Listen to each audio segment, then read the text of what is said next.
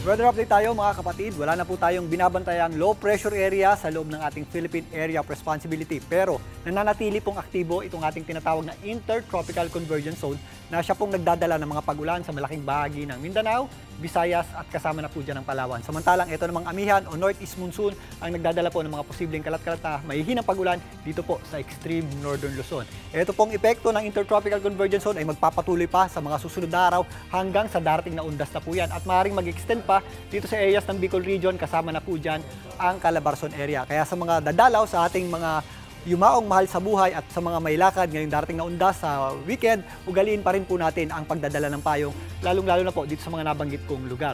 Samantalang yung ating amihan o northeast monsoon ay magpapatuloy na makaka-apekto dito sa extreme northern Luzon at maaari po yung bumaba ng bahagya. At yung ating easterlies naman at salubungan ng ating amihan, yung ating shear line, ang posible po magdala ng mataas na tsansa ng pagulan dito po sa mga areas ng Cagayan, Isabela, kasama na po dyan ang Aurora ngayong darating na undas. Ang natitirang bahagi po ng Luzon ay patuloy po makakaasa ng maaliwalas sa panahon, pero posible pa rin po yung ating mga isolated na pagulan at mga thunderstorms. Dito nga sa Metro Manila, easterlies po ang nagdadala ng mainit at malinsangang panahon sa umaga hanggang tanghali. Pero nangyayari pa rin po yung ating mga pagulan at thunderstorms tuwing hapon at gabi. Magpapatuloy po yan hanggang sa darating na weekend na, kaya sa mga may lakad ngayong undas, ugaliin pa rin po natin ang pagdadala ng payong o anumang palanggalang sa ulan. At kahapon nga mga kapatid, opisyal nang idineklara ng Pag-asa ang pagsisimula ng amihan o yung tinatawag nating northeast monsoon. So ano po ang magiging implikasyon nito?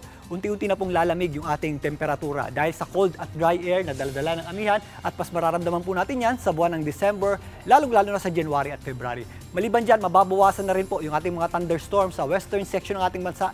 Kasama po dyan ang Metro Manila. Pero madadagdagan naman yung ating mga pagulan doon sa mga areas na nasa eastern section, yung mga nakatapat sa dagat Pasipiko.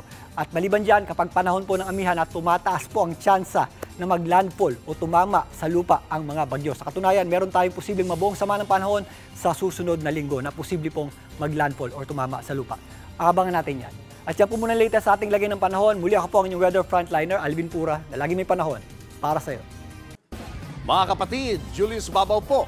Para sa komprehensibo at makabuluhang balitaan at talakayan, mag-follow at mag-subscribe na sa social media pages ng News 5.